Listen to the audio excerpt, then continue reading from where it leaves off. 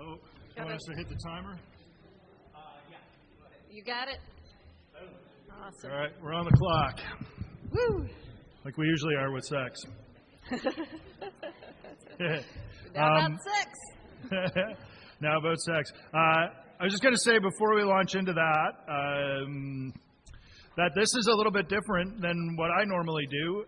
With the Fears one especially, I really liked it. I think it's very cool. But I wanted to say, if it doesn't, we don't mean people who did it, who go get drunk because they did it slightly differently or did it this way versus that way. It's because you didn't do it at all. Yeah. So, I love finding new ways of writing stuff, different, I try to stick as close to the book as I can. This is a cool interpretation of that, as was with Resentment, so I think this is great.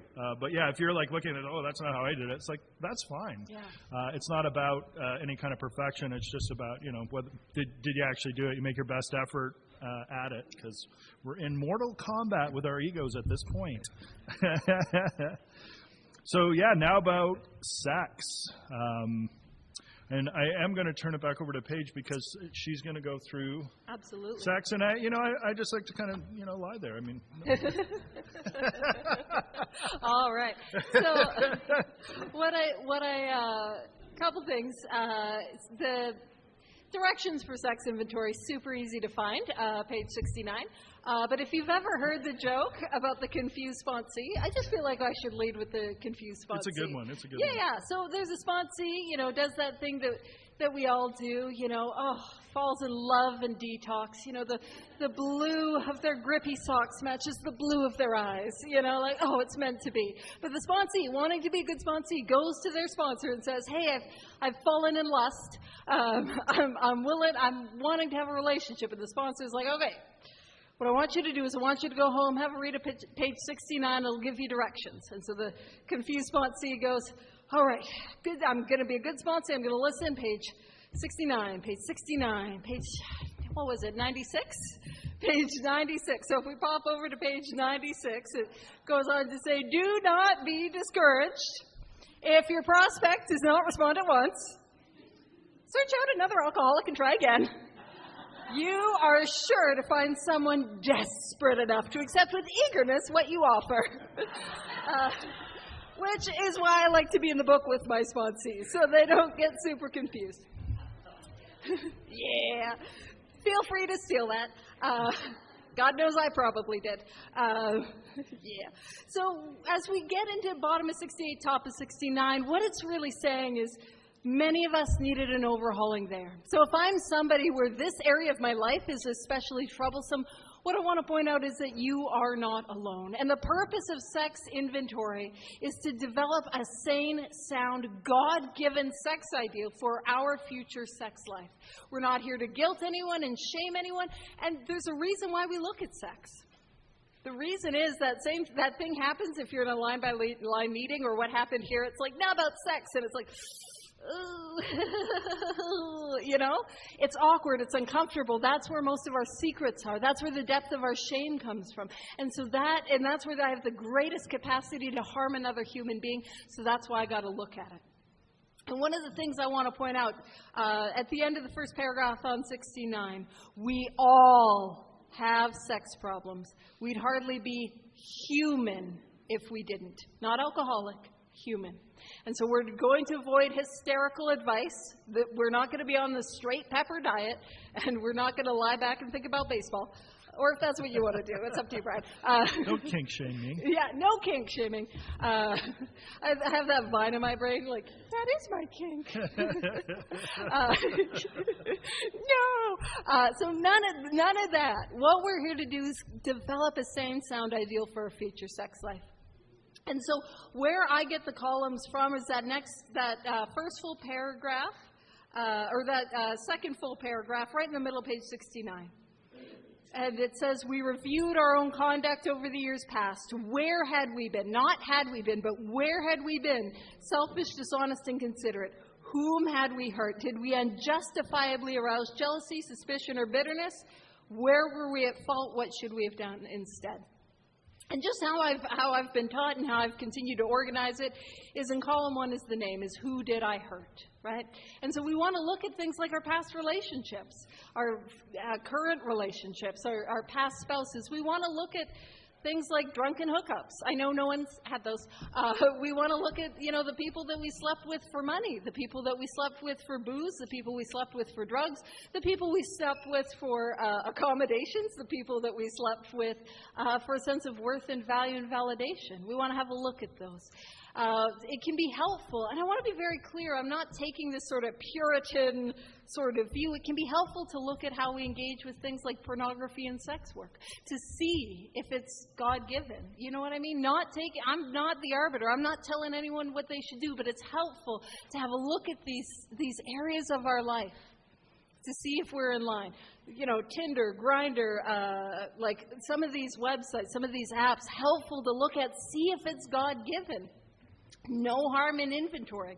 But if I'm not sure who should go on my sex inventory, we have a test, and it's, was it selfish or not? And listen, I've been sponsoring long enough to know if you were both selfish, it's selfish, write it down. Because inevitably but what if we were both selfish? Write it down. Because the point of this is to develop a God-given sex ideal. So the second column I have is where were we at fault? And it looks a lot like column 4. Where were we at fault? And there's this beautiful transition that happens as I go through inventory. Because who am I going to resent? I'm sure no one here ever resented an ex or two. But I'm going to resent all my exes. And what are some driving fears that I have? Now, I'm sure none of you guys can relate to this, but fear of being alone. Fear of being in a relationship. Fear of sex. Fear of intimacy. Those are different. Took me some inventory to learn that. You know what I mean? Fear of communication in a relation. You know what I mean? So we want to have a look at it. But where were we at fault? And that's going to look a lot like the 4th column in resentments. Where did I cause harm? And I'm just going to throw out some examples. I'm sure no one can relate to this. But I was a raging alcoholic and in no position to be in a relationship, and I was taking hostages. I'm sure that's just me. And how do you tell when an alcoholic's on their second date? They got their 2 garbage bags full of crap in the driveway. It's not like the U-Haul joke. I don't have enough stuff for a U-Haul. I was kicked out of treatment. You know what I'm saying? Right? And so I dive in. I go way too fast. And as a result, I avoid red flags. I'm sure I'm the only person here that relates to being codependent and making the other person God. And you know what happens? I make them God, but then, gross, they're human. And so I've got to boot them out of the God chair. I've got to go sit in it and fix them so they can get back to fixing me. I'm sure I'm the only one. We can look at things like infidelity, that lack of communication, that selfishness, that inconsideration, looking where we've caused harm. Now, I also want to look at before the relationship, as I was getting in, maybe by dishonest motives. I want to look at during the relationship, but I also want to look at after the relationship. Ghosting is not cool. I had to make amends for that, you know what I'm saying? So that's what I'm looking at. And then in the 3rd column, now I like to work column 2 and column 3 for sex together. It says, where was I selfish, dishonest, inconsiderate? And that's where I can expand and explore the areas of selfishness. Was I only thinking about myself? Was I not considering the other person? Did I have that? I'm only in this relationship about what I can get. The dishonesty can look like, man, I don't have hard conversations. I'll avoid hard conversations. I'll wear masks and I'll put up walls and pretend to be somebody that I'm not so you like me. I don't know about you, but I will contort myself to be somebody I'm not just so you don't leave, And of course, dishonesty can look like things like infidelity and emotional affairs and that sort of stuff. And when we look about unjustifiably arousing, so unfairly creating jealousy, suspicion, or bitterness. Now, there's 3 people-ish that I can create that in. So I can create that if I'm cheating on my partner. That would create that in my partner, jealousy, suspicion, or bitterness. If I'm engaged in somebody who's already in a relationship, that would be for their partner, jealousy, suspicion, or bitterness. But I'm also an incredibly insecure human being and will tie my little value and worth clause to them. And I'm sure nobody's checked their partner's phones. You know what I mean? And I will create that within myself. And those are some of the places that I can look at Now, the prayer that I get is, God, please, and I always say please, you don't have to, but God, please mold my ideals and help me to live up to them. And that fourth column is a lot of like what we did in fears, where I swap it. So, I mean, if I was in no place to be in a relationship, my partner was in no place to be in a relationship, so here's a quick one. All parties need to be physically, emotionally, and spiritually available to be in a relationship. If I was a drunken mess, I've got to be sober, and how do I be sober is I need to be fully engaged in the 12 steps as a way of life. You know, if I'm codependent, what do I got to do? I got to be God-dependent. I've got to actively and intentionally seek my value and worth from God and channel it to others. I've got to build trust, love, connection, communication over time. I've got to practice discernment, which is, again, using our judgment without being judgmental. And if I was selfish, dishonest, and considerate, I need to be selfless, honest, especially when it's hard, and considerate. If I created jealousy, suspicion, or bitterness, I've got to cultivate love, trust, connection, communication over time. If I've ghosted, I've got to communicate at the end of the relationship. Do you know what I mean? Stuff like that. And from there, from that fourth column, those patterns, those things that I see, that becomes my sex ideal. And what I do with my sponsees, because it talks about, like, I can't live up to ideals on my own. I might have moral and philosophical convictions galore. I got galore's full. That's not how we use that word. But I can't live up to them. So what do I do with my sponsees? When I receive their fifth step, because I sit with them, we'll talk about this, but I sit with them as we do step 4, and we really do it together. I'm codependent, but it gets done. You can't leave. Write it down. Listen, you can run away. It's not like you go up a flight of stairs. I'm not going after you. You're fine, you know. But what I'll do is I'll write what I hear them say their sex ideal is. And then what we'll do is we'll turn it to prayers. And I take that sex ideal and I pray it on a daily basis. God, please may I be fully dependent and reliant upon you. May I seek from you my sense of worth, value, security, safety, connection, and affection. And may I share that with others. You know, things like that. And you see, the thing about a sex ideal, now bear with me, I'm just going to say this, it's a little like a resume. Do not print it off and give it to them. No. Don't make it your Tinder profile, or do, I don't know. I'm not going to tell you what to do. But what I mean by that is it's meant to change. It's meant to grow. So the sex ideal that I have when I'm single is going to be different. There's going to be some key elements for sure. But it's going to be different than when I'm in a relationship, or 10 years in a relationship, or 20 years married. And when I'm in a relationship with somebody, I need to continue to do this inventory and update my sex ideal. And there's some stuff I'll start living up to, you know?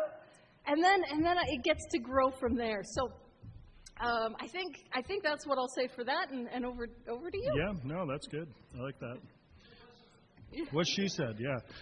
It does go on after that to talk about, you know, how much we engage with God in this, right? Mm-hmm. That our sex powers are God-given. Whatever our ideal turns out to be, we must be willing to make amends for harms done. In meditation, we ask God what we should do about each specific matter. The right answer will come if we want. God alone can judge our situation. Counsel with others often desirable, so it's a good conversation to have with a sponsor, but we let God be the final judge. This part isn't easy. You know, we have habits, we have patterns, we've done this for a long time. Are we going to fall short? Absolutely, we're going to fall short. And what does it tell me about that? Am I going to go get drunk? It says it depends on your motives. You know, if you're sorry for what you've done, you want to have an honest desire, not just what you tell other people, but what you really want in your heart to go to better things, it'd probably be all right. But if you don't, and you keep harming people, then you're quite sure to drink. Mm-hmm. This is a very potent area, you know. So it tells me, again, I'm going to earnestly pray for the right ideal, for guidance in each questionable situation. So it's not, I prayed when I did my inventory and we're all good. It's like, no, I have to continue. And as I meet people, when I meet her coming out of the group and, you know, the light shines off her wristband, that's I'm going to ask God, you know, like, hey, is this a good idea, God? Like, I mean, I may still do it and do the wrong thing, but at least if I'm trying to be obedient, right, I'm trying to get better, I'm trying to learn more, then it tells me again, if it's very troublesome, I'm going to throw myself the harder into helping others. And Alcoholics Anonymous is a great place to do that. You know, if you show up here, there are all kinds of alcoholics around here that you could help. So lots of work to be done in that area. And something I've learned myself about this in inventory and the ideal especially is I also get to consider what kinds of things are important to me. So it's not just about, earlier on, my sort of ideals are very much based in like, I'm going to be this, I'm going to do, this is what I'm going to look like in a relationship, which is very important. But what I didn't think much about was like, well, what am I okay with in someone else in a relationship? Because I actually get to pick that. Like I get to decide if somebody is someone I want to be in a relationship with. And if I sort of ignore what I really want, then I'm headed for some trouble there as well. So it's worth kind of looking. And it's not about being controlling, like, oh, my inventory says you have to do that. It's more about, like I wouldn't want to be in a relationship with someone who drank alcoholically, or someone who lied all the time, or someone who, it's important for me to have someone who's spiritual, who has a spiritual path. Maybe not the same one that I'm on, but something. Those things are important to me, so I get to consider that as part of this, as my ideal is, who do I want to be in a relationship? Who do I want to be in a relationship with? And then, you put all that together and you're happy forever. Yeah, no need for any further No inventory. need for it. No, you keep working at it. I've got some bad news. Lots of inventory. Awesome. So, that's at the end of 4. Lots of good work, lots of good writing, lots of good direction. Like I said, this is a great format. Mm-hmm. There's other ways to go about it as long as you're obedient to the book. Listen to your sponsor. If we say something that disagreed with your sponsor, probably listen to your sponsor, and just do it. That's the most important thing, is that you set about it. And then what are you going to do with this inventory you've written? Our next step is we're going to admit to God, to ourselves, and to another human being the exact nature of our wrongs. I'm going to jump to 75, but then I'm also going to backtrack a little bit after that. So the specific direction in 75 is we pocket our pride and go to it, illuminating every twist of character, every dark cranny of the past. Pretty simple direction. I mean, what it kind of looks like, at least the way that I do it in my lineage, is you have your 4-step. You get, 2 weeks, 10 days to write it. Say, hey, go write your inventory. Let's make an appointment for you to come back, and we're going to sit down and you're going to read it. And that's how you're going to illuminate every twist of character, every dark cranny of the past, is to read all this stuff that you wrote down. Usually say a little prayer to invite God into the room with us to help open our eyes and see the truth of this stuff, and then go through it. And then it gives me there's some sort of promises, and then further an hour described after that. I guess we can go back to the other stuff later. So that's what it looks like for us. Like I found in hearing 5th steps, it's very, it's different. Sometimes there are things that come up. I'll ask questions like, oh, what about that? Or didn't you say that? Sometimes people will miss that the thing they're mad about is the thing that they're doing to everybody else. Like, so it's, those kinds of things may crop up as part of the conversation. But I do get direction. I'm prepared for a long talk. It's a life and death errand that I know kind of what we're about here. And we have an appointment and go through it. I don't know. Do you want to say anything about that before we move to the promises part of it? Or? Oh yeah. I'll be. That's a lie. I'll be quick. What I want to point out is, so we're getting in the chapter into action, which is rude because I'm like, where's the nap? Which we do get a quiet hour, It's coming. It's coming. Your hour's coming. Yeah. And so as we get into the 5th step, it talks about started the 72 into action, right? We've made our inventory. What shall we do about it? And I'm just emphasizing this is what we're trying to do with the steps. We have been trying to get a new attitude, a new relationship, and that is a synonym for a spiritual awakening. That's what I need with our Creator, and to discover the obstacles in our path. That's what we're trying to do. And then it goes on to give us, why do I have to do a 5th step? The best reason first. If I do not do this, I am likely to drink again.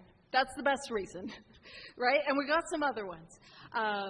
And then it goes on page 74 to really okay, who could I do a 5th step with? I want to emphasize that this was written when this book went out solely to carry the message. I might be an alcoholic alone in Calgary or Hamilton and not know a single other sober alcoholic. In 2024, some of this is not applicable. Please do not do your 5th step with your wife. if you could get a doctor to sit with you for more than 15 minutes, I mean, do not do your fifth step with your doctor. Or your parents. Or your parents, we can do it with our sponsor. And if you don't want to do it with your sponsor, heck, we're just out of the Zoom era. I mean, you could do it with another alcoholic from around the world. Do you know what I mean? So that is who we can do the fifth step with. And so two things. One, when we look at admitted, right? Admitted to God, to ourselves, and to another human being, the exact nature of our wrongs. The exact nature of our wrongs is going to be the same thing as our defects, as our shortcomings. But that word admitted. So there's two ways to look at the word admitted. One is a bit of a confession. I have to admit that I stole your car, slept with your husband, and peed on your carpet. I got to admit that. I'm starting to think you really did that. It was linoleum. Gosh, get off my back. So that's one way to look at admit. Another way to look at admit is like, let's say we got to go to a Ticats game, and the Ticats are playing the Stampeders. Sports! And we all got tickets for it. And what would it say on that ticket? It would say admit 1. So another way to look at the word admit is to let in God and another human being. Yeah, and that's what I'm trying to do. Now, you're going to go into the promises. I'm going to come back to this after. Okay. Is that all right? Yeah, I was going to do the Missy Elliott promises. Okay. Is that cool? Sure, yeah. Yeah, okay. So I was going to leave you to the promises, and the fifth step promises, and I was going to do the Missy Elliott promises. Okay, sure. That... Yeah. He's like, yeah, like he knows what I'm talking about. It'll be great. It'll be great. I'm so sorry. And let me know if I can hold off on the Missy Elliott. No. Cool. Y'all remember Missy Elliott? And in the early 2000s, she had that song like Reverse It. You got a big, let me search it. Like you got a big book. I'm sure that's what it was. Let me search it for clear-cut directions on how to recover. I'm sure that's what she was talking about. And in that song, she reversed the lyrics. And so on 73, top paragraph of 73, we have what I like to call the Missy Elliott promises. Nobody else calls it that, so don't, go to your sponsor and be like, the Missy Elliott promises. And when they're baffled and confused, you can blame me. So it talks about how they took inventory all right, but they hung on to some of the worst items in stock. So here they are. They only thought they had lost their egoism and fear. They only thought they had humbled themselves, but they had not learned enough humility, fearlessness, and honesty in the sense that we find it necessary until they told someone else all their life story. That's the fourth step. So let's Missy Elliott. Let's flip it, and reverse it. If I do this fifth step, and if I am searching and fearless, and I let that light into all those dark crannies, I will lose my egoism and fear. I will humble myself, and I will learn an experiential learning, a knowing of humility, fearlessness, and honesty. So those are the Missy Elliott promises. Nice. Thank you. I knew that's what you were going to say. Oh, he knew. We go way back. So then here's some more promises if you are thorough, if you have illuminated every twist of character. Once you've taken this step withholding nothing, we're delighted. We can look the world in the eye. We can be alone at perfect peace and ease. Again, there's that peace, right? It's that same deal in 3 where it's like stuff I could never imagine happening for me is again referenced here. Our fears will fall from us. We start to feel the nearness of our Creator. We may have had certain spiritual beliefs, but we now begin to have a spiritual experience. The feeling the drink problem has disappeared will often come strongly. We feel we're on the broad highway walking hand in hand with the Spirit of the universe. So think back to the day or the week before you got here, before you started engaging in this stuff, before you made a third step decision, before, what did your life look like? Could you be alone at perfect ease and perfect peace and ease, or were you coming out of your skin all the time? Are your fears falling from you, or are they your anxiety driven, right, by fear? Spiritual beliefs now begin to have a spiritual experience. This is where this stuff really starts to transform, and I often observe that the way in which we talk about this changes too, because there's a lot of technical sort of approach to the earlier stuff, but then when you get into 5, 6, 7, it starts to become very experiential. It's sort of a lot harder to talk about. You can only sort of say like, oh, well, this is kind of what happened, and it kind of looked like this, and it kind of looks different for everybody. But something does begin to shift at this point, and what I shared earlier about my idea of power, is like there's something, I don't know what it is, I'm just going to do the steps and see what happens. It's like this is where it starts to turn into something. There is something more. There is something bigger. Even if it's just sitting with another person and admitting this stuff that I was planning to take to the grave. And even when I was planning to do the fifth step, I'm like, well, I'm not going to tell them. I don't want to talk about those things. But then it just comes out as you're sitting there doing it. And there's you share it. You're not the only one anymore. Probably your sponsor shared some even worse stuff with you, maybe to get you to talk. But it does start to transform into something else and something you couldn't really imagine. The feeling the drink problem has disappeared will often come strongly. Is again incredible, right? Like imagine that. Like think about the week before. Like what's the only thing you're thinking about is booze, and how are you going to get it, or how are you going to get out of trouble for having got it? You sworn off, I'll never do that again, and then you meet your buddy downtown who happens to be going for a drink, and then that's all you can think about. To have that start to go it's almost unimaginable for how we live. And we feel we're on the broad highway walking hand in hand with the Spirit of the universe. I will say, though, even if this doesn't happen exactly like this at this moment, we just keep going, right? Like we're on a path. We're on a path through these things. These things do show up. So it's not like, oh, I did my fifth step and I didn't feel anything. It's like, okay, that's not the end of the world. Still just keep persevering with all of this. And these things do become, they do start to realize in your life. And then you're going to return home. Yeah. Quiet for an hour. Here's your hour. Here's your first time reference, right? There is no reference like chill or wait 2 months or 2 years or any of that kind of stuff. It's actually more like launched and immediately and desperate and drowning and words like that. But here we get to have a break, right? We just sit at home and chill for an hour. Oh, no, we don't. We have to do something. Returning home. It's almost like this chapter is into action. Oh, so annoying. Returning home, we find a place where we can quiet for an hour, a room. I sit down in my office normally, carefully reviewing what we have done. Well, what have you done? Well, you wrote an inventory. You've got a massive stuff. You've had a fifth step. You had a conversation. There may be some things that came out of that. You may have written some things down. You're going to look at that. You're going to consider it. We thank God from the bottom of our hearts that we know Him better through this process. I love that admit, right? We're being admitted to the realm of the Spirit. Taking this book down from our shelf, we turn to the page which contains the 12 steps, page 59. Carefully reading the first 5 proposals, we ask if we omitted anything. So we're building that arch to which we shall walk a free man at last. And then these last questions are you sure? Are you sure? Are you sure? Are you sure? Are you sure? Are you sure? Considering that, so to go back to are you sure? Because it told me in my inventory, the only thing that counted was thoroughness and honesty. And as Marty likes to say, it's not even accuracy. It's just, did I put it all down? Did I edit myself? Did I leave something out? I didn't want to write about it. Was I dishonest about it? Did I gloss over something? Is that true? Consider the 12 steps. Have I admitted I'm powerless over alcohol? Do I know what that means? Have I that my life is unmanageable? Do I know what that means? Have I come to believe there's a power that could take me past this? Do I believe that? Have I made this decision? It's just sort of like it's just checking to say, okay, we're going to move forward here, but have you been thorough in these things? Is your work solid? Are the stones properly in place? Have you skimped on the cement put into the foundation? Have you tried to make mortar without sand? So if you can answer that, you're going to move on to 6. My experience with that the first time was that I hadn't been.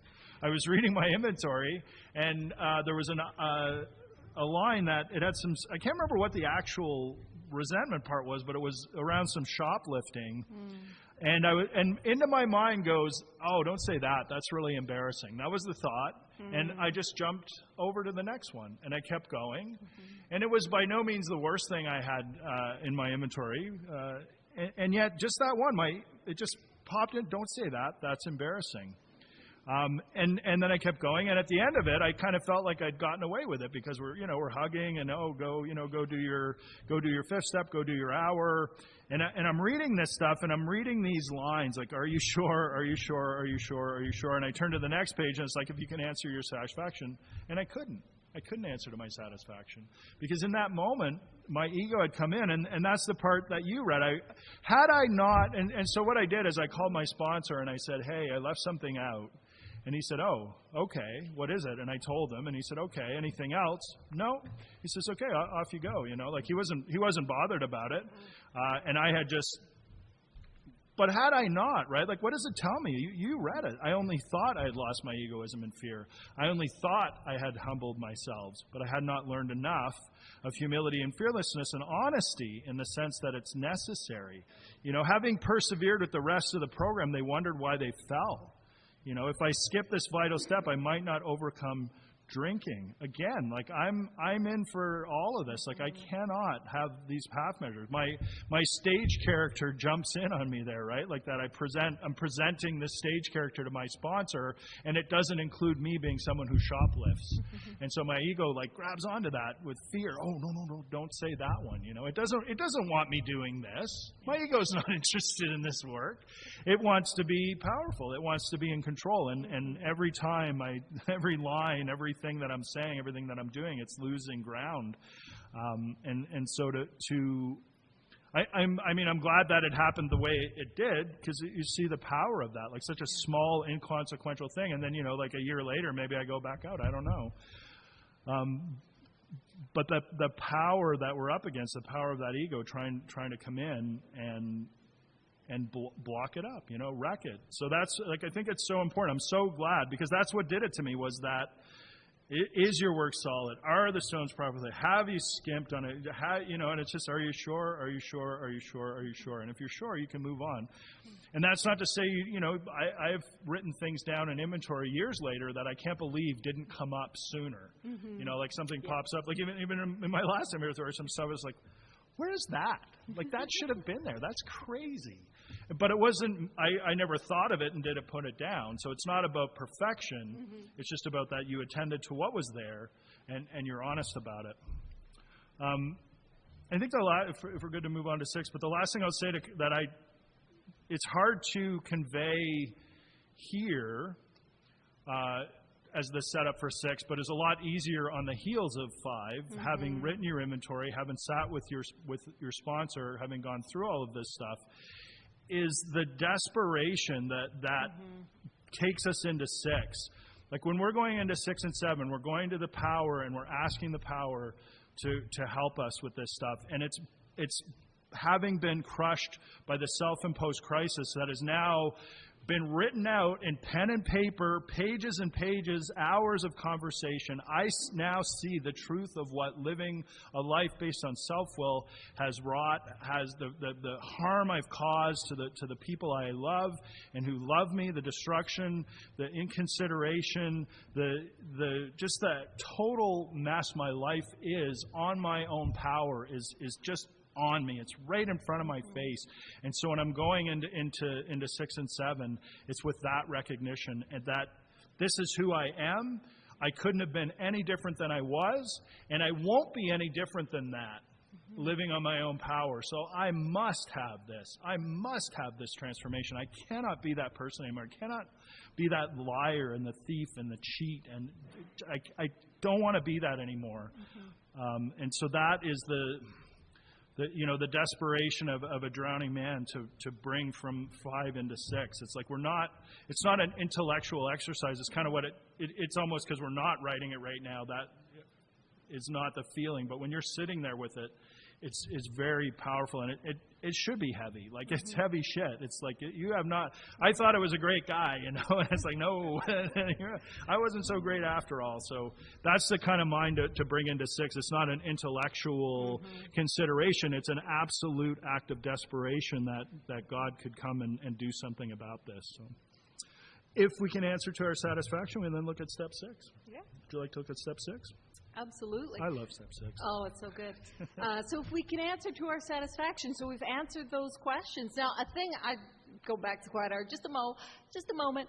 I also like asking not just myself, but asking God.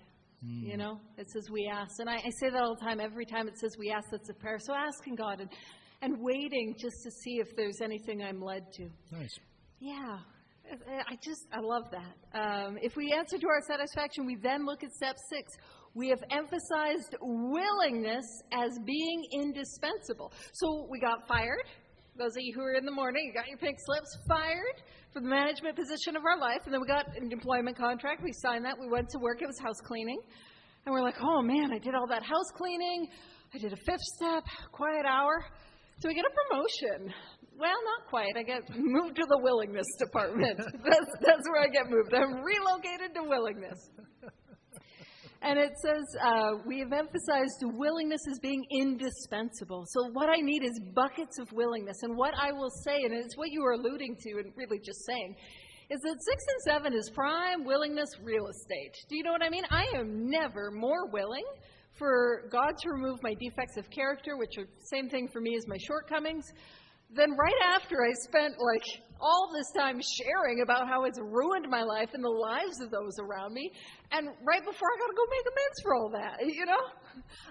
It is prime willingness real estate. So I'm never more willing than right in step 6. And it says, are we now ready to let God remove? And this is important for me. God is doing the removal.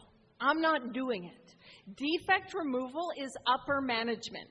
And I was fired for upper management.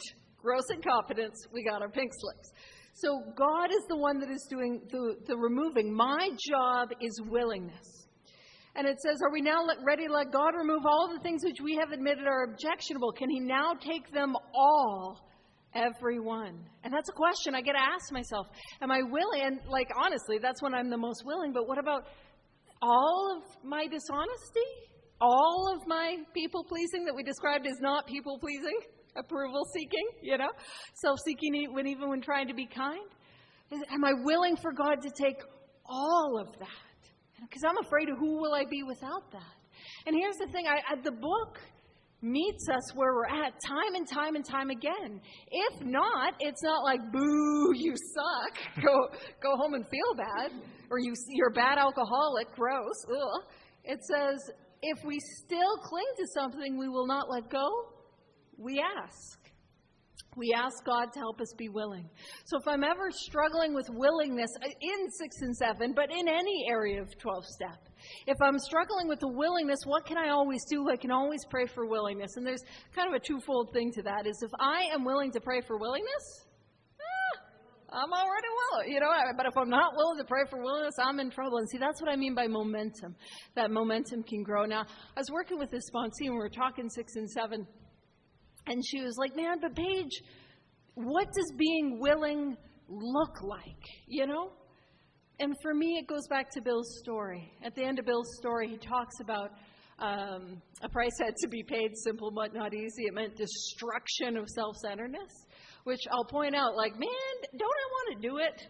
I want to do the ego deflation. I want to do the defect removal. You know what I mean? I want to do it. Why? Because it feeds my ego. I will turn ego deflation into ego feeding. Look at how humble I've become. Ta-da! Oh, you know? But it goes, in Bill's story, it goes on to say, I must turn in all things to capital F, capital L, Father of light who presides over us all. So for me, that willingness looks like seeking to do God's will in each and every situation. When I do that, I'm willing for the dishonesty to go. When I do that, I'm willing for that temper to go. When I do that, I'm willing for my way to go. I'm willing to do another way. That's how that works for somebody like me. Yeah, I think that's what you know what? Oh, nope, sorry. Nope, over to you. Okay, all right. Yeah, no, I think that's it. And you don't hang around, right? You're not going to hang around here. You ask, and then you go on to the next part. When ready, we say something like this. My Creator, now willing you should have all of me, good and bad, because I don't know. I have no idea. I think if we've learned anything about me is I have a terrible sense of what's good and bad. I pray you remove from me every single defect of character, little caveat, which stands in the way of my usefulness to you and my fellows. Grant me strength as I go out from here. Why? To do your bidding. Again, not about me. Not so I can go and have a great day having done all this stuff and feeling better. No, it's to fit me to be of maximum service. It's to fit me to be helpful to God and to God's kids. Mm-hmm. And that's what I'm asking for through this prayer. And again, it's on that desperation. It's on the heels of, you know, the inventory, all this destruction. Like, hey, do you really want to keep living this way? And all this stuff goes back to step 1. do I want to live or die? Do I want to live or do I want to die an alcoholic death? Because that's what we're talking about. That hasn't changed because we've been asked to do some stuff. We're still up against that. We always are. And so that ask, this 6 and 7, it's very quick. We're not hanging around. And here I'm going to take some Chuck. I don't know if people will be upset with me, maybe. Usually Marty is the one who people get upset at, so maybe it'll be you. Oh, I did it. I don't work on my defects. Oh, I'm with you. I don't work on my defects. It doesn't say, okay, chill here, start working on your defects, and maybe we'll think about those amend thing later on. No, I don't stay here. If I could have done anything about my defects of character, wouldn't I have done it? Wouldn't I have done it? If I could have been more honest, if I could have not hurt all the people, if I never woke up once in the morning and thought, today is the day I'm going to wreck everything. Today is the day I'm going to kick the shit out of everybody who loves me. I'm going to tear them to shreds. That is my plan, and at the end of the day, that went great. And I've never done that. But I have ended the day having done that, never wanting to do it. So if I could be any different, if I could have acted any different, then I don't know. I'm a psycho. I'm a dick, right? We talk about you need dicks anonymous if that's the case, because you're a dick. But if you were powerless and your life was unmanageable, and that's what happened, if you were driven, and that's what happened, that's what this is for. That's what this program is for. And so I'm going to come to God. I'm going to ask Him to take this from me. And the way this stuff is going to get removed is coming up in 8 and 9 and 10 and 11 and 12. I move forward through the program. Things start to fall away. Things start to come off. Not because I did anything about it. I don't have any power to change this. I never have. If I could have won out against my ego, I would have a long time ago. You would have never seen me here. I wouldn't have needed it. But I need it because despite my best efforts, I have never been able to do anything about it. And so I come out of that 5. I'm crushed. I ask God to take this from me because He must. He has. If He doesn't, I'm done. I'm screwed. And just that caveat that He will remove the defects of character, but some of them maybe will be useful. And I seem to have kept a couple. I don't know about you, but I seem to have kept a couple of defects, some things I've struggled with over the years. And it seems that those do have some use, especially around here, especially in sponsorship. You notice that, we talked about 3 different areas of self, resentment, fear, and sex conduct. Most people seem to have a little more of one than the others, and it seems to be in those areas where we're uniquely qualified to be useful to other people. Or some of the experiences we've been through that were hard will also become useful to other people. So it's not I didn't get made pure as the driven snow through this work. I did seem to keep a few things, but I also have found that has led to some very, if you struggle with lust, and somebody who doesn't struggle with lust, you try to talk to them about it. It's like showing a dog a card trick. It's like they are aware of the definition, but they don't suffer with it. But if you talk to someone who does, who's had the experience, who's had problems, who's caused wreckage, you can have a conversation with that. That's very different, very meaningful. You get that language of the heart kind of stuff because of that shared experience, because of those shared defects. And I think that's how God goes about using us in those things.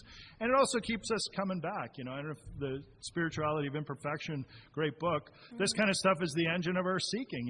If I'm made perfect, then what do I need God for? I'm not, so I keep seeking. I seek through others. I keep seeking Him, and it's that engine of my discomfort through these things that keeps me in. Yeah.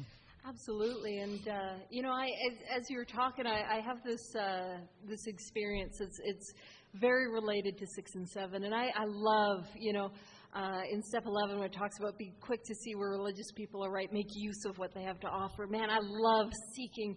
And seeking from a variety of spiritual traditions. And there was this New Year's tradition that I did. I heard about it, and I'm like, I'm going to try that. And what you do is you go near some running water, and you take a piece of bread, and you rip off a piece of bread for each defect of character, and you toss it into the... By the way, I want you to know I started chucking them. I threw one. I'm like, that's my codependency. Boop. And a fish got it, and I was worried. It did not leave that poor fish. I was like, oh. But I did that. And That's not how we do 6 and 7, but it's a beautiful metaphor. And when I do a lot of talking, I need holes. So I've got this little holes wrapper. Everyone look at my garbage. And imagine that that's a defect to character. Now, I can grab a hold of this, and I can use all my willpower and all my strength to squish it up. Now, I'm not going to rip it up because somebody's got to clean that up, and it's me, and that'll be hard on my back. But I could rip it up, and it's still there. I can squish it with all my might, and it's still there. I can't make it go. But what I do, and this is what I realized as I was sitting over the river, is it's not a throwing of my defects. What I'm really doing, it's as simple as this, is I'm letting go and reaching for God. And as I reach for God, it just falls away. And that's what 6 and 7 is all about for me. And I want to talk real quickly, that's a lie, about step 7. Because it was the 7th step that I first became aware of God's unconditional love. When it says, my Creator, think about anything that you've ever created, other than a mess of our lives. But anything that we've ever created has been made with love and care and attention. My Creator, I have been made with love and care and attention. It says, I am now willing that you should have all of me, good and bad. See, I'm not getting good to get God. God is coming and meeting me where I'm at. You know the worst thing that I shared, that deep, dark secret I shared in my 5th step, that thing I wanted to kill myself behind, that thing that I thought I was so different from everyone else, that. Not in spite of that, but because of that. And this is the power of the God that we get to access in Alcoholics Anonymous. When it says, like, I pray that you now remove from me every single defective character which stands in the way of my usefulness to you and my fellows. See, God is going to use me, just like you were saying. It's like sometimes my defects can become, actually on page 124, it talks about how the dark past becomes our principal asset. In God's hands, the worst things about myself get used to help another human being. That is the power that's on offer here in Alcoholics Anonymous. Not a just don't drink. No. The worst thing about myself gets transformed. And that, I get used by a power that I didn't like, I didn't believe in, and I thought wanted nothing to do with me when I got here. And I just, because I'm off on this tangent, but I'll wrap up very soon. In the 5th step, so I got that lens into God's unconditional love in step 7. But it really wasn't until I started receiving the 5th steps of other alcoholics. That's when I got that lens into God's unconditional love. Because, you know, when I would sit down with a sponsee and they would tell me the worst thing that they ever did, the depth of their shame, that thing that they wanted to kill themselves behind, that thing that they were drinking behind and they didn't even know it. You know what I mean? That thing, I'm going to my grave with it. And they would share with me that how I felt about them changed. It changed, but not how I expected. I love them more. I am a fall-down failure, pissing my pants behind a dumpster, smoking crack with some guy I just met, sort of freaking alcoholic. Do you know what I mean? I can't do anything about my mental obsession. I am riddled with defects. You can ask my sponsor. I have absolutely failed as a human being. And this little drunk that's sitting before me, I love them more. I am not doing better than God in the love department. I'm not. That's not possible. So it's that lens of, if that's how I can feel about you, and I really do mean you, if I can feel that way about you, if I can love you, and if I can love you in an unconditional way, imagine the depth and breadth of God's love and the love that God has for you. Man, this is an experience. I can't get there through here. I got to get there through doing it. Through action. Yeah, through action. Into action. Into action. Now we need more action. Rock and roll. All right, step 8. Step 8. Now more action, without which, again, it doesn't say chill, right? It doesn't say wait around. It says now.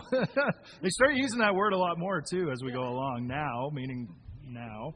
Without which we find faith without works is dead. Let's look at steps 8 and 9. We have a list of all persons we had harmed and to whom we're willing to make amends. We made it when we took inventory. We subjected ourselves to drastic self-appraisal, and now we're going to go out to our fellows and repair the damage. I see you do the same things. 8 is totally separate from 9, and it's a good idea to just make your list so that you don't start to descend into all the reasons and all the things about how you're going to make amends and confuse yourself with that being important somehow. That you can just make a list. You've already actually made it. It's in the first column of your resentment inventory, the last column of your resentment inventory, and out of your sex conduct. And then I usually say a prayer to say, is there anybody else that belongs on this list that maybe didn't come up through my inventory? And I have found names that way as well. But I make a list of all those people separate before I start to think about 9, before I start to think about amends, before I start to think, get together with my sponsor to talk through some of them, before I start knocking on doors, I have completed an 8-step list. And it doesn't matter if I want to make the amend, if I think it's a good idea to make the amend, if I know how, if I know where they are. None of that stuff is relevant to the 8th step because I'm just making a list. But it's very clear about, how many people go on the list. Well, it says we made a list of all persons we had harmed and became willing to make amends to them all. So I think it's all. I think it's all. And again, it's not part of the conversation of, never, which I really like if you have I use a different word there, usually.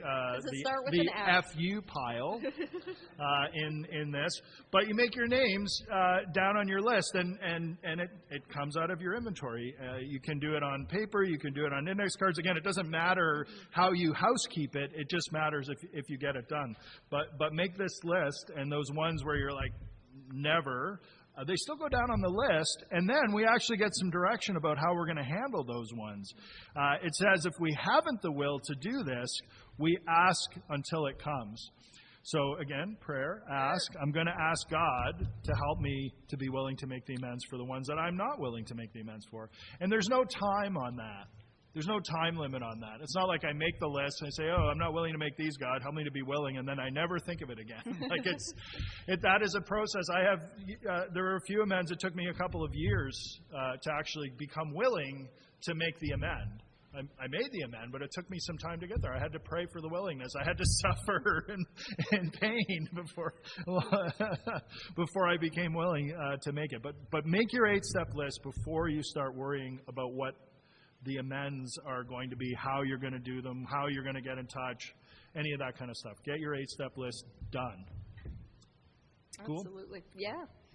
Yeah. Do you want me to dive into some willingness stuff? Yeah. Absolutely. So the 8th step, it's a list and willingness. And putting the amends into columns of willingness kind of helps. You know what I mean? It does. Not in the big book, but it helps.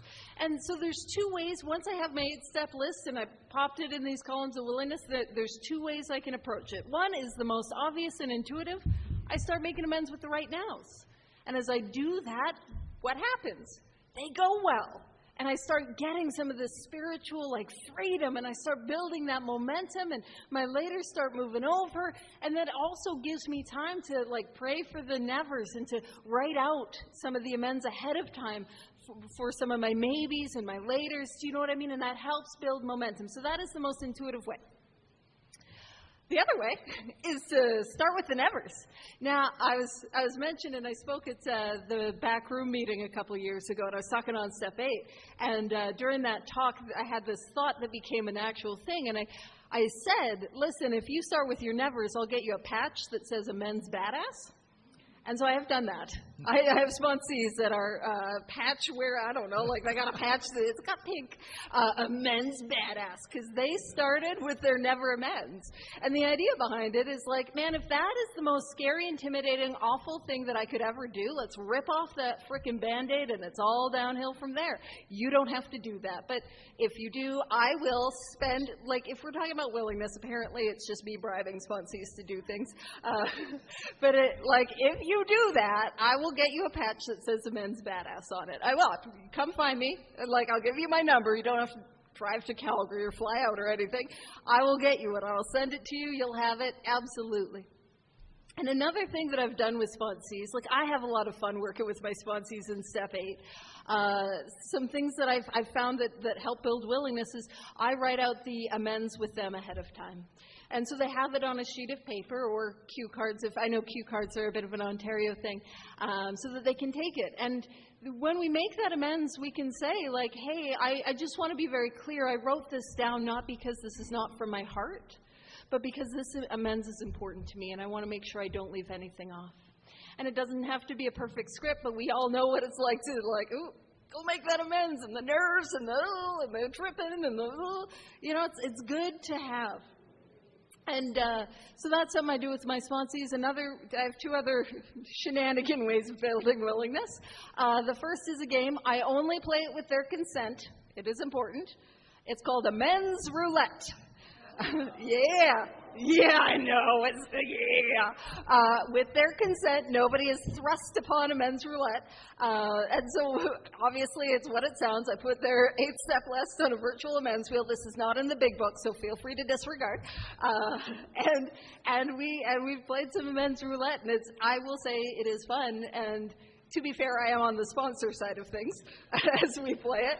But man, I've had some fun, and it's been incredible how God has worked and moved in that. Now, if you're like, oh, I don't want to do that, one of the other things I do, again, not in the big book, is I have created amenders. If you don't know what an amender is, Dr. Bob, when Bill showed up, he's like, man, I am willing to do everything, not tell people I'm an alcoholic and make that right, not that. And then so he went on a bender. And then, after his bender, he went out and made all his amends in a day. Therefore, an amender. And so, amender! Yeah. And some of you who were at the Cambridge, you guys got the sticker that says amender, and it's got Dr. Bob on it, because I'm a child. But I've created these, amender competitions where it's like a race to 5 amends, a race to 10 amends, and they got, fight posters like it's a UFC thing. And we've even started doing teams and prizes, and it's one of those things, this work is deadly serious, and I take it deadly serious. But there's some fun we can have along the way. And if the thing that is keeping somebody from making their amends is that Team USA is ahead a point, well, Team Canada, let's hustle. You know what I mean? If it'll get it done, we'll get it done. You know what I'm saying? And just another good way to make amends, or to build willingness, it's on page 77, when it says, nevertheless, with the person we dislike, we take the bit in our teeth, which is to go and do it. So one of the ways in which I can build willingness to make amends is to reach out and find the people and send the approaches. And listen, everyone's always like, man, I'm going to send out all these approaches and they're all going to want to hear from me right away. No, they won't, I promise. they don't get back to you right away. And once we've sent that approach, boom, ball is in motion. And we do it anyways, we do it scared. So that's what I would say for 8. Nice. Yeah. I like it. Who's winning? AA. They're sober. And so if you guys are wondering, Team Canada absolutely demolished Team USA. It was so bad I had to issue a bunch of spiritual green cards so I could get some people to join Team USA. Yeah. And now it's we got Team Harry Potter versus Team Green, and it's neck and neck. So it's teams. So we got 22 for Team Green and 21 for Team Harry Potter. Oh, wow. And so, those are amends that might not have gotten made if we weren't. Yeah, we can do Team Star Wars versus Team Star Trek after. Absolutely. May the Force be with you. So you've got your amends, your lists, you have your willingness. What are you going to do now? You're going to go out into the world. Yes. And you're going to start making amends. Made a direct amends, important word, direct amends to such people wherever possible, except when to do so would injure them or others. You are not others. I was given a script, a format, a way to do this. That's what I've used. It's what I've used with other people. You have your list, and you like you said, there's lots of different ways to slice it up and do it. But when you have your appointment, you've set an appointment with the person, you made an approach at their convenience, you're going to get together with them. And what I was told to do is I'm going to introduce myself as a sober member of Alcoholics Anonymous. I'm going to tell them how I think I've harmed them. I'm going to ask them if I've harmed them in any other way, or if there's anything else they would like to tell me, and I'm going to shut up and listen. No matter how bad that can feel, I'm just going to shut up and listen. I don't have to make amends for how badly going to make amends went. So it's best just to be quiet about it and listen. And then I'm going to offer what I think the amend is, or what I've come up with. And then I'm going to ask them if that is sufficient, or if there's anything else that would make it right. Or in the case if I don't know, if I really haven't been able to come up with it, then I will say, I'm not sure how to make this right. How can I do this? How can we repair this? And then I do it. Yes. Because the amend is not the conversation. The amend is the action I take after. An amend is not an apology, to change, to alter, to repair. I have to put the damage. I have to fix the damage. I have to repair the relationship. I have to pay back the money. I have to, whatever the innumerable forms these amends take, that is the amend. And the amend is finished when that's finished, not when I've sat and had the conversation with the person. That was sort of the framework I was given to do it in and have followed. The reason for introducing yourself as a sober member of Alcoholics Anonymous, I've heard about it with other people, it's happened to me as well, is I am sort of an ambassador for AA in that moment. Like I've gone, as I mentioned, some shoplifting stuff, like to steal, gone back to make shoplifting amends and tell the person I'm in Alcoholics Anonymous. And I've come back after 15 years to pay for some shoplifting I did. What do you think they're talking about that night? Like, what do you think their opinion of Alcoholics Anonymous is in that moment? What if they know somebody who needs some help? Are they going to think, oh, hey, remember that crazy guy who came in here? It happened to my own family where I got to help a relative out because I went and made amends with an aunt. She didn't know I was in Alcoholics Anonymous. I introduced myself as a sober member. Even as somebody who knows you, I still do it. And I was able to talk to her brother after that because of that conversation. A couple months later, he was in trouble. She reached out to me. So I might be the only person they run into from Alcoholics Anonymous, and here I am trying to set things right in the world. So that's an important thing to do. Then, to say how I think I've harmed them, but I have to open it up to them too, because what I think about all the time is me. And everybody else is just sort of a side character in my play, and so I maybe didn't quite get it right, I did this thing, but I actually did much more, and they need to talk to me about that, and some real freedom can come out of that conversation for both sides. It's not just me. I'm trying to fit myself with maximum service to God and the people about me. But if I open that up to them, they can tell me a lot more, things I didn't realize, things I didn't think about. Or the worst one is they'll say something like, I didn't remember that. How dare you? Do you know how important I am? I've been thinking about this for 20 years. No, don't say that. But it's to open it up to them and to listen to them, to what they have to say. And if I've hurt them in any other way, if there's anything else they need to tell me about that. And then to open it up to what I think the amend. Like I said, in most cases I have something. In some cases I don't know. But in either case, I'm going to ask them if it's sufficient or what they think would be sufficient. And then I'm going to go do it. That was, so that's... Yeah, absolutely. And Oh, you've got one there. Great. Yeah. Nice. It's very, very, very similar. And for me, that sort of first explaining, I'm a member of Alcoholics Anonymous, often that doesn't, for me, happen during the amends. It happens for the approach, because I've kind of got to explain what I'm doing. I just found that over the years. And it can look something like I'm a sober member of Alcoholics Anonymous, and part of me staying well requires that I look upon my past and set right my mistakes, and I can see that my past behavior has caused you harm. I'd love the opportunity if you would allow me to sit down and make it right. Something like that. I did come from the school of you don't have to say you're in AA, but I will say, and I absolutely agree, how often God works in an amends. How often an amends will turn into a 12-step call. Do you know what I mean? But if I'm in a place where, like, maybe it absolutely isn't appropriate that I say I'm in AA, I can say, hey, I've just been reflecting upon my life, and I see that I caused you harm. Would you be open to sitting down and having a discussion where I talk about what I did and what I can do to make it right? And in the second part that I have here, like what I did, I find it's always important, when appropriate, to be specific and focus on my defects of character. Because if I'm just telling you what I did, it can be a bit of a laundry list. Like, it doesn't always land well. I'm being just my defects of character.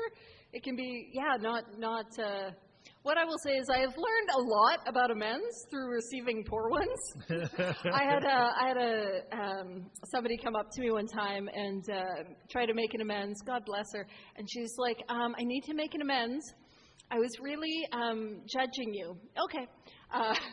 And what I will say, I was like, I received it with grace, and I was not bothered. I'm like, girl, I get it. But that could lead to that, like, hey, I was judging. Maybe I don't need to say quite that, right? To be a little bit more vague in that case. And I love that it's like at their convenience. I had somebody that was reaching out to make an amends and was like, well, if it's not going to happen on my schedule, I'm like, girl, you're making amends to me. You know? We want to make it at their convenience. And, actually, you know what? I'll circle the loop. So here's an example of number 2. And actually, before I circle the loop, one more example. I received an amends from somebody who was like, okay, I'm going to make amends for this, and no, not that.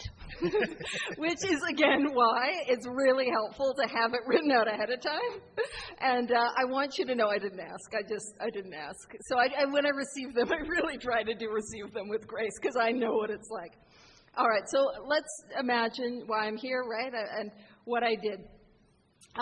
So I need to acknowledge that when I stole your car, that was incredibly selfish and dishonest and inconsiderate. When I slept with your husband, that was a breach of trust. And when I'm closing the circle, we're making amends. Yeah. It was a breach of trust, and it was incredibly dishonest and inconsiderate. And I crossed boundaries I should not have crossed. And here's the thing, when we're in an amends, we might want to say a sorry. It's not the end of the world if a sorry comes out in an amends. It's not like, it's fine.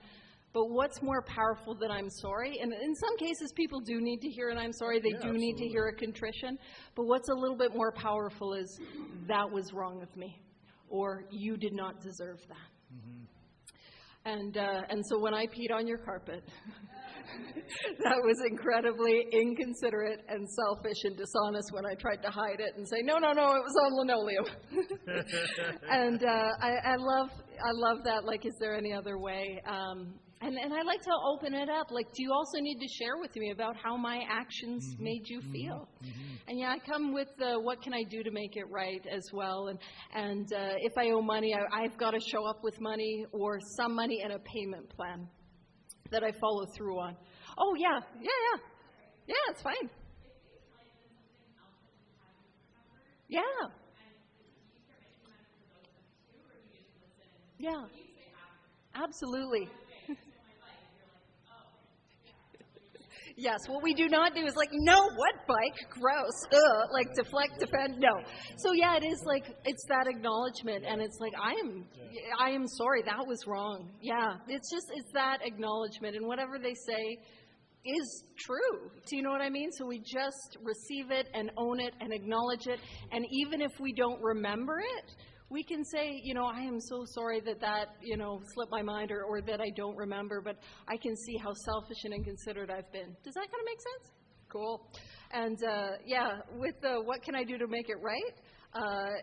In my experience, it says in the book, 9 cases out of 10, the unexpected happens. You know what's unexpected? It goes well. Yeah. I never go to an amends and I'm always like, they're going to call the cops. I haven't committed a crime, but they're going to arrest me. No, it goes well. But in those cases, what can I do to make it right? Oftentimes for me, it's like, oh, no, this was more than enough. Keep doing what you're doing. And so what do? Keep doing what you're doing? It's a gimme. Yeah, give me amends. No. Nope. No. Keep doing what I'm doing. What I can do to make it right is continue on this way of life. What can I do to make it right is continue to make the amends that I'm making. What can I do to make it right is continue to pray, to meditate, to work with others, this way of life. And so it is not just I get to live this way of life so I get to be free, but I get to live this way of life so that I continue to make those amends. Does that make sense? Yeah. Or to find a way that they'll accept. And I find that one with parents most often. Oh, you go to your, I owe you $20,000, Mom and Dad. Oh, no, dear, we just love you. We're so happy. You just keep doing what you're doing. And I go back to my sponsor, and I'm like, I don't have to pay the money back to my parents. And it's like, you just have to find a way that they'll accept it. Because what did I stole their money, I stole their time. And so how can I make that right? Would they go on a trip? Would they accept, are they into something? Do they collect something? Do they enjoy something? What if I showed up with, $20,000 worth of tickets over the next 10 years to go and see shows that they like. Like, I do need to find a way to make that right. Even if they're out of the gate, they're kind of, oh, no, dear, that's okay. Like, I still owe them that, and finding a way to do that. We're kind of coming down to break time again. I will say the book covers many situations, many approaches, and the overwhelming information is, yes, you have to make that amend. You have to find a way to make that amend. This is an area where you really need your sponsor, to work with your sponsor. I'm not particularly good at the except where to do so would injure them or others part of this, so I really need my sponsor in that regard, because I will qualify myself out of amends that I need to be making, and I will maybe make some amends that I shouldn't be making. That person definitely never needs to see you again. And so there's a lot of information. So work with your sponsor. The other thing I would say, too, is you can find someone who has made an amend similar to yours if you ask around in the room, talk to people, ask for advice. It's all been made. It's all been done. None of us are unique. We've all done a lot of the same stuff. And so the willingness is the key, right? It's not, don't think, how can I not make this amend, or why I shouldn't have to make this amend, or why the things that were done to me were so much worse than what I did. If that's your mindset, you will not be successful in this area. And if you're not successful in this area, you will not stay sober. The approach is, even if you don't know how to make the amend, you're not sure about it, take an attitude of willingness into this. Pray for that willingness. Talk to others. Try to find a way to make the amend, even if you're not sure about it, if you're scared of it, all that kind of stuff. Because again, all of this is back to one. We agreed to go to any lengths. Our real purpose is to fit ourselves to be a maximum service to God and the people about us. We don't want to die an alcoholic death. So any discomfort I have about a particular amend, it's not my whether or not I think that's a good idea. It's whether or not I want to live or die that I'm up against. And so if you take that attitude of like, how can I do it? I'm scared. I don't know how to do it. I don't know how to find them. I don't know. That's okay. But praying for that willingness, working with your sponsor, talking to other people about it, being open to the opportunity, because also God will just throw somebody in your path. You'll be walking down the street, and then all of a sudden oh my God, there they are. And I can turn the corner in fear and hope they didn't see me, or I can take the opportunity to go up and say, hey, could I talk to you for a minute? Yeah. Rock and roll. Yeah, Jeff's gonna talk to us for a second. I almost said the B word. Yeah, we're not going to do the B word. We're not doing the B word. Jeff No is going to Bs. talk to us for a second, and then we're going to say the B Jeff word, says words. and then we'll be back. All right. Thanks, Brian. Thanks, Paige. Okay, just a couple of things. We're going to pass the basket around. Contribute if you can. And as I said earlier, if you want to do an e-transfer, Leo's here. He's In the last available. 5 years, You can it's talk to like Leo. transformed my life drastically. One thing I want to point out, for those of you that missed it at the beginning, these two individuals have never worked together before. So if you think spirituality doesn't work,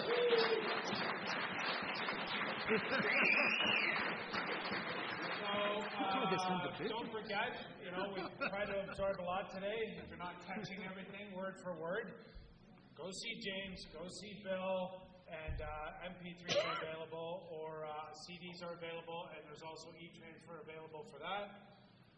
Senga and Kat are at the back there. They're going to be there for a few more minutes, but after this next break, they're going to do a draw. Yes, Senga, after the next break? Now or after the next break? This is the only break. Or I mean when we come back from break. Yes. Okay. That's what I mean. Okay. So we're straight there. So everybody have a break. Come back here at 1:45.